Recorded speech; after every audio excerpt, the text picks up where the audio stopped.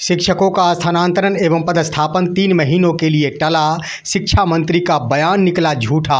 हो गए ब्लैकमेल के शिकार। शिक्षा मंत्री दे अपने पद से इस्तीफा।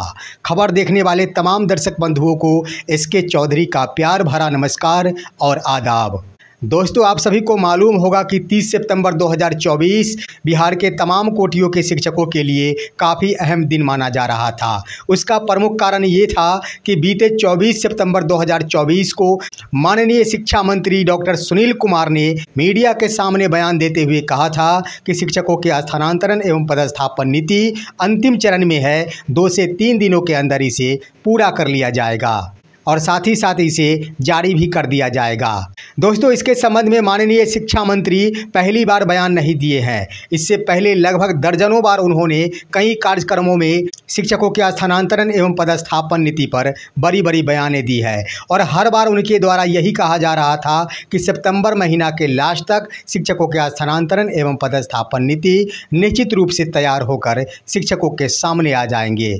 लेकिन हुआ क्या दोस्तों, 30 सितंबर 2024 समाप्ति की ओर है। अभी तक शिक्षकों के स्थानांतरण एवं पदस्थापन नीति का क्या हुआ, इसके संबंध में कोई भी खुलासा नहीं हो पाया है। इससे तो स्पष्ट हो गया है कि शिक्षकों का स्थानांतरण एवं पदस्थापन नीति नहीं जारी की जाएगी और जो भी बयानें दी गई थी वह बिल्कुल बेतुके बयान थे। शिक्षकों को छलने और ठगने वाला बयान जारी किया गया था। वहीं दोस्तों, एक बिंदु और सामने उभर कर आई है जिससे यह स्पष्ट हो गया है कि शिक्षकों का स्थानांतरण एवं पदस्थापन फिलहाल नहीं होने वाले हैं। आखिर क्या है वो बिंदु और साथ ही साथ शिक्षकों के पास वो कौन सी शक्ति है जिसके आधार पर शिक्षक अपने अधिकार को पा सकते हैं और सरकार को झुका सकते हैं। इससे पहले कि इस पर हम विस्तार पूर्वक चर्चा करें, अगर आपने अभी तक हमारे इस चैनल सुसत्य वचन को सब्सक्राइब नहीं किए हैं तो कृपया अभी सब्सक्राइब कर लेंगे। दोस्तों, कोई बंधु ये भी बातें कहते होंगे कि आप भी कभी ये खबर चलाते हैं कि 30 सितंबर तक निश्चित रूप से शिक्षकों के स्थानांतरण एवं पदस्थापन नीति सामने उभर कर आ जाएगी। दोस्तों, आप ये भी सोचते होंगे कि इनके द्वारा पक्की खबर नहीं चलाई जाती है। दोस्तों, इसमें हमारी कोई गलती नहीं है। सिर्फ हम ही नहीं, कई ऐसे मीडिया है, दर्जनों मीडिया है जिन्होंने इसके संबंध में खबर चलाई थी और विस्तार पूर्वक खबर चलाई थी। इसका प्रमुख कारण ये था कि विभाग के पदाधिकारियों द्वारा ही ये सूचना दी जाती थी कि अंतिम चरण में है और सितंबर महीने के अंत तक शिक्षकों के स्थानांतरण एवं पदस्थापन नीति सार्वजनिक कर दिया जाएगा। दोस्तों, उसी सूचना के आधार पर तमाम मीडियाओं द्वारा ये खबर चलाई जाती थी और सबसे बड़ी बात तो ये थी कि माननीय शिक्षा मंत्री भी अपना बयान दिए थे कि 2 से 3 दिनों के अंदर इसे सार्वजनिक कर दिया जाएगा। आखिर क्या हुआ, जरा सोचने की ज़रूरत है। सबसे पहले हम बता दें दोस्तों कि एक अहम खबर ये है कि शिक्षकों का वेतन भी जारी कर दिया गया है और तमाम जिलों को 3 महीने का वेतन जारी किया गया है, रिलीज किया गया है, जिससे ये कयास लगाई जा रही है कि जब दिसंबर 2024 तक वेतन जिलों को भेज दिया गया है तो इससे यह स्पष्ट हो गया है कि फिलहाल 3 महीनों तक नियोजित शिक्षकों का पदस्थापन नहीं हो सकता। नियोजित शिक्षक अपने पद पर ही बने रहेंगे। दोस्तों, इन कयासों में भी जान है और यह सटीकता को दर्शाता है। लेकिन दोस्तों, माननीय शिक्षा मंत्री दर्जनों बार अपनी बयान दिए और बार बार उन्होंने सितंबर 2024 का ही नाम लिए। क्या शिक्षा मंत्री गलत है? क्या शिक्षा मंत्री जानबूझकर शिक्षकों को छलने का काम कर रहे हैं? क्या शिक्षा मंत्री जानबूझकर मीडिया को भी दिग्भ्रमित करने का काम कर रहे हैं? नहीं दोस्तों, मैं बता दूं, शिक्षा मंत्री कहीं से भी गलत नहीं है। शिक्षा मंत्री को ब्लैकमेल किया गया है, शिक्षा मंत्री के प्रतिष्ठा को हनन किया गया है, शिक्षा मंत्री को कहीं का भी नहीं छोड़ा गया है, शिक्षा मंत्री को शिक्षकों के नज़रों से गिरा दिया गया है। ये चाल चली गई है वर्तमान बिहार सरकार के द्वारा और ये चाल चली गई है शिक्षा विभाग के बड़े अधिकारी के द्वारा। क्योंकि दोस्तों, माननीय शिक्षा मंत्री साधारण व्यक्ति नहीं है, वो भी आईपीएस रहे हैं और वो भी भली भांति बातों को समझते हैं। लेकिन वर्तमान सरकार की ये हालात है कि माननीय मुख्यमंत्री को वैसा राजनेता चाहिए जो कि पिछलग्गू बनकर रहे, माननीय मुख्यमंत्री की झूठी बातों को भी आत्मसात करे, माननीय मुख्यमंत्री की इच्छा अनुसार हर किसी को छलने का काम करे। जब शिक्षा मंत्री द्वारा ये कार्य नहीं किया गया, जब शिक्षा मंत्री ने सही सही बयानें दर्ज कराई, उसके बाद यही हुआ कि माननीय मुख्यमंत्री के द्वारा उनके प्रतिष्ठा को हनन किया गया है और शिक्षकों की नज़रों से गिराकर छोड़ दिया गया है। दोस्तों, कल क्या होगा इसके लिए कुछ नहीं कहा जा सकता, लेकिन इतना तो जरूर है कि 30 सितंबर 2024 यानी सितंबर महीने की बात बिल्कुल फेल हो गई है। सितंबर महीने वाली बात बिल्कुल ही झूठी साबित हुई है और इस झूठ के कारण माननीय शिक्षा मंत्री को आज की तारीख में बिहार की शिक्षा जगत में फजीहत झेलनी पड़ रही है। शिक्षा मंत्री को कहीं का भी नहीं छोड़ा गया है। दोस्तों, इसके लिए हम कहना चाहेंगे कि माननीय शिक्षा मंत्री कोई साधारण व्यक्ति नहीं, आईपीएस की गरिमा से परिपूर्ण रहे हैं। जब इंसान के स्वाभिमान पर खतरा पहुंचता है, जब इंसान की प्रतिष्ठा वाली बात होती है, उस वक्त इंसान बड़े बड़े पद को भी ठुकरा दिया करते हैं। जब ऐसी हालात पैदा कर दी गई है तो इस आधार पर माननीय शिक्षा मंत्री को चाहिए कि अविलंब अपने पद से इस्तीफा देते हुए शिक्षा विभाग को अलविदा कह दे, क्योंकि जिंदगी में प्रतिष्ठा बनाने में सालों साल लग जाते हैं, लेकिन प्रतिष्ठा धूमिल होने में एक दिन भी नहीं लगता। वही हाल हुआ है माननीय शिक्षा मंत्री के साथ। दोस्तों, हम कहना चाहेंगे कि आखिर शिक्षकों के साथ जो धोखेबाजी हो रही, इसका सबसे बड़ा दोषी कौन है? आखिर शिक्षकों का पदस्थापन कैसे होगा? बिहार के तमाम शिक्षकों का स्थानांतरण कैसे होगा? इस पर मंथन करने की आवश्यकता है।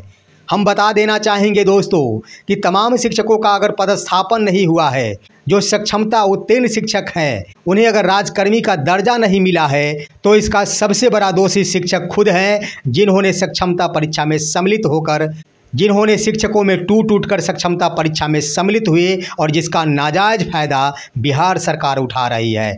हालांकि शिक्षकों ने प्रोटोकॉल को अपनाया है, शिक्षकों ने शिक्षा विभाग का स्वागत किया है, शिक्षकों ने शिक्षा विभाग के आदेशों का पालन किया है, जिसका गलत फायदा उठाने की कोशिश की गई है बिहार सरकार के द्वारा और शिक्षा विभाग के द्वारा।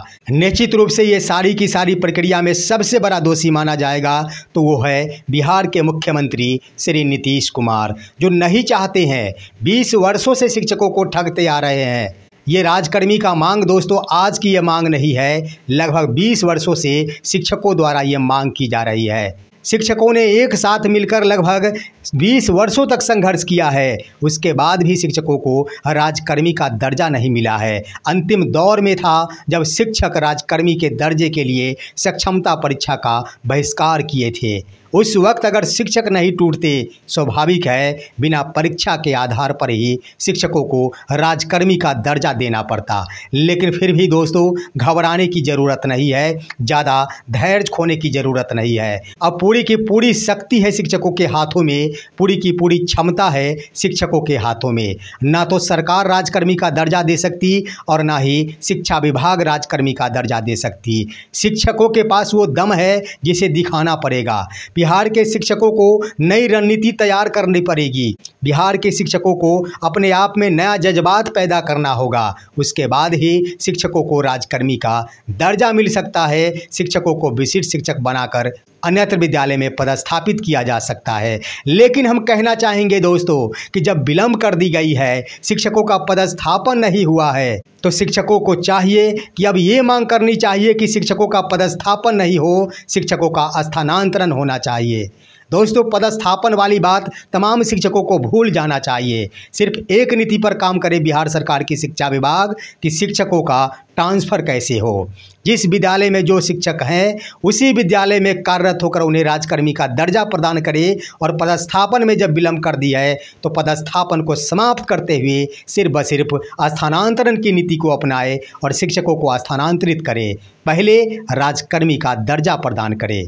दोस्तों, हम कहना चाहेंगे कि आज 30 सितंबर 2024 को पूरे शिक्षा जगत में माननीय शिक्षा मंत्री और माननीय मुख्यमंत्री की इतनी ज़्यादा फजीहत हो रही है जितनी फजीहत शायद किसी विभाग में हुआ होगा। हो सकता है माननीय मुख्यमंत्री का विचार बदल जाए। अरे 3 महीनों का अलॉटमेंट भेज दिया गया है तो कोई बड़ी बात नहीं है। उसने अपने जिलों में भेजा है, अपना ही खाता में भेजा है, ना कि शिक्षकों के खाते में भेज दिया। सरकार राजकर्मी का दर्जा प्रदान करे, सरकार विशिष्ट शिक्षक घोषित करे, क्योंकि विशिष्ट शिक्षक बनते ही शिक्षकों का पेमेंट ट्रेजरी के माध्यम से होना शुरू होगा और राज्यांश मद से शुरू होगा। और रह गई बात कि जिलों को आवंटन भेज दिया गया है, तो उन राशियों से नियमित कोटि के शिक्षकों को भी भुगतान किया जा सकता है, जो समग्र शिक्षा के अंतर्गत आते हैं। तो ये कोई बड़ा मुद्दा नहीं है, ये कोई बड़ी बात नहीं है। सबसे पहले शिक्षकों को राजकर्मी का दर्जा घोषित किया जाए और सेम विद्यालय में रखते हुए वहाँ राजकर्मी घोषित करे। उसके बाद एक साथ तमाम शिक्षकों को स्थानांतरण की प्रक्रिया की शुरुआत करे। इसी में भलाई है। शिक्षा विभाग यहाँ भी तोड़ तोड़ कर शिक्षकों को प्रताड़ित करने की मनसा बना चुकी है। दोस्तों, हम कहना चाहेंगे कि अभी भी कुछ बिगड़ा नहीं है। हो सकता है 1 अक्टूबर 2024 जिस दिन कैबिनेट की बैठक है, उस दिन भी मुख्यमंत्री का विचार बदलते हुए इस पर कैबिनेट की मुहर लगाई जा सकती है। इसमें भी कोई दो राय नहीं है। इसलिए आशा बनाकर रखना है दोस्तों, अधैर्य नहीं होना है। अगर बिहार सरकार 1 अक्टूबर 2024 को स्थानांतरण एवं पदस्थापन नीति पर कैबिनेट की मुहर नहीं लगाती है, उसके बाद शिक्षक स्वतंत्र होंगे, शिक्षक अपने रणनीतियों का निर्माण करेंगे। लेकिन एक और बात कि अगर शिक्षकों की ये मांगे पूरी नहीं हुई, जो सोशल मीडिया से लेकर तमाम मीडिया में खबर फैल चुकी थी कि 30 सितंबर को शिक्षकों के स्थानांतरण एवं पदस्थापन नीति सार्वजनिक कर दिया जाएगा, उसके बाद भी यह सार्वजनिक नहीं किया गया, तो यह स्पष्ट हो गया है कि दुर्गा पूजा की छुट्टी की जो बात की जा रही है, निश्चित रूप से इस बार भी शिक्षकों को इस महान पूजा से हाथ धोना पड़ेगा, इन छुट्टियों से हाथ धोना पड़ेगा। लेकिन दोस्तों, जो जहां है वहीं रहकर माँ देवी की आराधना करेंगे कि कम से कम माननीय मुख्यमंत्री को सद्बुद्धि दे कि शिक्षकों को ज़्यादा प्रताड़ित नहीं किया जाए, अन्यथा बिहार का नस्ल खराब हो जाएगा, देश का भविष्य खराब हो जाएगा। फिलहाल आज की खबर बस इतना ही। आप सभी हमारे इस वीडियो को लाइक करते हुए तमाम दोस्तों के पास शेयर कीजिए और अब दीजिए अपना ही दोस्त SK चौधरी को इजाज़त। जय हिंद, जय भारत।